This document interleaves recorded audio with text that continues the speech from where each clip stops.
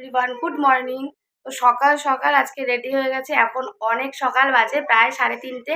আর আমরা রেডি হয়ে গেছি, যাচ্ছি তো দীঘা। সবাই রেডি হয়ে গেছে, শুধু এখন টোটো আসার অপেক্ষা। এই যে এইভাবে পুরো রেডি হয়ে গেছে। আর তোমরা আজকে সাথে থাকো। আর আজকের ব্লগটা সকাল থেকে শুরু করলাম এই 3:30 থেকে। তোমরা সাথে থাকো আর দেখতে থাকো। আমাদের হাওড়া থেকে 6:50 ট্রেন। তো আমরা এখান থেকে 4:50 ট্রেনে যাব ব্যান্ডেল থেকে। তো টোটো আসবে 4:05। ওই জন্য আগেই কিন্তু রেডি সেডি হয়ে বসে আছি। আর এদিকে মাম্মাও দেখো রেডি হয়ে গেছে।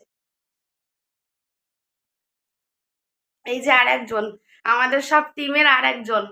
তো চলো তোমরা সাথে থাকো আর ভিডিওটা দেখতে থাকো এখন থেকেই।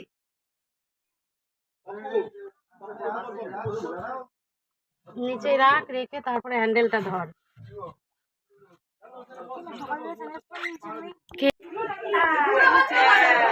সবাই হাই করো, সবাই হাই করো। এটা পুরো আমার তো বন্ধুরা, ব্যান্ডেল থেকে আমরা ট্রেনে চেপে পড়েছি আর ট্রেন অলরেডি ছেড়ে দিয়েছে। তো এত সকাল সকাল যাচ্ছি, তো দারুণ মজা হচ্ছে। আর পুরো কম্পার্টমেন্টটা কিন্তু আমাদেরই সব লোক, আমাদের মানে পুরো গ্রুপ বলতে পারো। আমাদের এই জায়গাটা না, আমরা ভীষণ হই হুল্লোড় করে থাকতে ভালোবাসি। এই যে সরস্বতী পুজোর সময়ও সবাই একসাথে ভীষণ আনন্দ করি। তো আমরা হাওড়াতে পৌঁছে গেছি। আর এইবার যাচ্ছি আস্তে আস্তে এগিয়ে একদম ট্রেনের কাছে, যেখান থেকে আমরা দীঘার ট্রেন ছাড়বে আর কি, সেখান থেকে। তো অনেকেই মিলে যাচ্ছি। আমাদের 3-4টে কি 5টা ফ্যামিলি সবাই যাচ্ছি। আর আমার মাকেও কিন্তু সাথে নিয়ে নিয়েছি, দেখতেই পাচ্ছ। তো মাকে তো কোথাও নিয়ে যাওয়া হয় না, আর মারও তেমনভাবে ঘোরা হয় না। তো ওই জন্য ঠিক করে নিয়েছি এবার থেকে যেখানেই যাব মাকেই নিয়ে যাব। তো ওই জন্য ফাইনালি মাকে নিয়ে নিয়েছি। আর এই যে আমরা ট্রেনে উঠে গেছি, যে যার মতো সিটে বসে পড়েছে। আর মানে পুরো কম্পার্টমেন্টটা আমাদেরই ম্যাক্সিমাম লোক ছিল। আর আমরা এত আনন্দ করতে করতে গেছি না, সবাই আমাদের দিকে হা করে তাকিয়ে রয়েছে যে কোথা থেকে এরা আসলো। আমরা মানে প্রত্যেকটা সময় আমরা আনন্দ করতে করতে গেছি। মানে গান চালিয়ে নাচানাচি মজা ভীষণ হয়েছে। আর এই যে অনেকটা পথ যাবার পর দেখতে পাচ্ছি শুধু পদ্মই পদ্ম। এগুলো হয়তো চাষ হয় মানে পুকুরে পুকুর। আর এই যে পদ্ম যেগুলো আছে, কিছু গাছে কড়ি আছে, আবার কিছু গাছ অনেক ফুটে ফুটে গেছে এরকম। তো এই যে এইখানে আমাদের আড্ডা হচ্ছে, মানে মনে হচ্ছে বাড়ির মতনই সবাই এখানে আড্ডা দিচ্ছি। তারপর গান চলছিল, এখানে নাচানাচি গান ভীষণভাবে আমরা এনজয় করতে করতে গেছি। আর যে কটা দিন আমরা ছিলাম ভীষণ মস্তি করেছি। তো ভালোভাবে জানো তো ভিডিওই করা হয়নি। এত চিন্তাভাবনা নিয়ে গেছিলাম যে যাব, অনেক ভিডিও করব, অনেক মজা হবে। তো মজা অবশ্যই করেছি, ভীষণভাবে মজা করেছি, কিন্তু একদমই ভালো করে ভিডিও করতেই পারিনি, এত আনন্দ করেছি। তো যতটুকুনি ভিডিও করেছি সেইটুকুনি তোমাদের সাথে শেয়ার করব, আশা করি ভালো লাগবে। তো পুরো সকাল থেকে রাত পর্যন্ত যদি ভিডিও দিই না, অনেকটা রাত মানে অনেকটা লং হয়ে যাবে। তো এই জন্য আমি কেটে কেটে ভিডিওগুলো দেবো। তোমরা আশা করি সাথে থাকবে আর প্রথম থেকে শেষ পর্যন্ত ভিডিওগুলো দেখবে। তো এইটা হচ্ছে আমাদের দীঘায় যাবার প্রথম দিন, একদম আমরা ট্রেনে আছি। আর বুঝতেই পারছো কতটা হই হুল্লোড়, আনন্দ করতে করতে কিন্তু সবাই মিলে যাচ্ছি। তো একা যাওয়ার একটা আলাদা রকম ফিলিংস হয়, যে একা যাচ্ছি নিজেদের মতো নিজেরা ঘুরছি ফিরছি। আর যখন সবাই মিলে এরকম পাড়ার সবাই প্রত্যেকটা ফ্যামিলি আলাদা আলাদা যাওয়া হয়, একসাথে হয়, তখন কিন্তু একটা আলাদাই মজা হয়।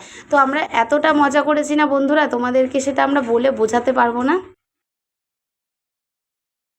আমরা যেমন আনন্দ করেছি, বাচ্চাগুলোও কিন্তু ভীষণ আনন্দ করেছে। আমার মেয়ে তো আগের দিন আমরা মানে ঘুমিয়েছি, ঘুমোতে ঘুমোতে আমাদের ব্যাগপত্র প্যাকিং করে ঘুমোতে ঘুমোতে 2-2:30 বেজে গেছে। ঠিক তখনই কিন্তু আমাদের সাথে মাম্মা ঘুমিয়েছে। আর ভোরবেলা ডাকার সাথে সাথে ও উঠে গেছে। ওকে 3:30 ঘুম থেকে তুলেছি। ও 9:30 পর্যন্ত সকাল একদম ফুল এনার্জি নিয়ে আমাদের সাথে হই হুল্লোড় আনন্দ করে কিন্তু কাটিয়েছে। তারপর একটু ঘুম ঘুম পেয়ে গেছে, তো ওই জন্য মার কোলেও ঘুমোচ্ছিল। আর এখানে আমরা নাচানাচি মজা ভীষণ করেছি, সেটা তোমরা দেখে বুঝতেই পারছো, সেটা আর মুখে কি বলবো বলো। আমরা যেখানে যাই এরকম হই হুল্লোড় করে থাকতে কিন্তু ভীষণ ভালোবাসি। আর আমরা এইভাবে একসাথে যেন সব সময় চলতে পারি, সেটাই ঠাকুরের কাছে প্রার্থনা করি। ভীষণ আনন্দ করেছি। আর চলো এবার তোমরা সাথে থাকো, একদম শেষ পর্যন্ত কিন্তু আমার ভিডিওটা দেখবে। কিছু কিছু ক্লিপ নিয়েছি শুধুমাত্র তোমাদের সাথেই শেয়ার করব বলে। এতটা আনন্দ করেছি না, ফোনটা কখন অন করব আর ক্যামেরা করব এটাতেই মাথাতে ছিল না। বেশি একটা ভিডিও তোলা হয়নি, বেশি একটা ফটোও তোলা হয়নি। ফাইনালি আমরা নেমে গেছি দীঘাতে। আর এবার এগোচ্ছি একটু একটু করে। আমাদের ট্রেনের নাম ছিল তাম্রলিপ্ত, যেটা এখানে পুরো পাক্কা 10:30টার সময় পৌঁছে গেছে, মানে আমাদের নামিয়ে দিয়েছে। আর এবার আমরা হেঁটে হেঁটে একটু একটু করে এগোচ্ছি। এবার আমরা গাড়ি ধরে যাব হোটেলে।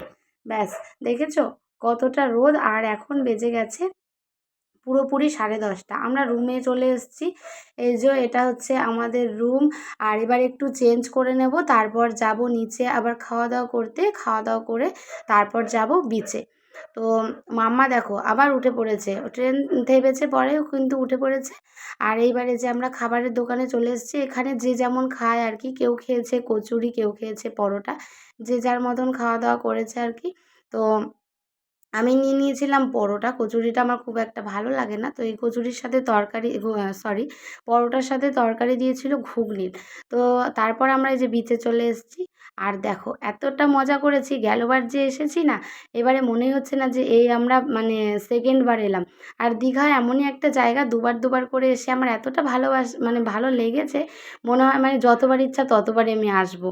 এত ভালো লেগেছে আমার। এখানে মাম্মা কাকিমা হাত ধরে এগিয়ে নিয়ে যাচ্ছিলো। আর ঢেউটা এমনভাবে এসছে, মামা পুরো ভিজে, জামাকাপড় একাকার। আমরা প্রথমে এসেছিলাম ওল্ড দীঘাতে, ভেবেছিলাম এখানে একটু স্নান করব, থাকবো, এনজয় করব, কিন্তু এখানে ঢেউটা একদমই কম ছিল না, মানে একদম সামনে ছিল, দূরে যাচ্ছিল না।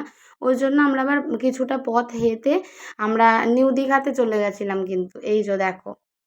তো বন্ধুরা, এই ভিডিওটা এতটুকুনি রাখছি। অনেকটা লং হয়ে গেলে না ভালোও লাগে না, তো আমি কেটে কেটে ভিডিওগুলো দেবো। তোমরা সাথে থাকো, আর এই ভিডিওটা কেমন লাগলো সেটাও জানিও।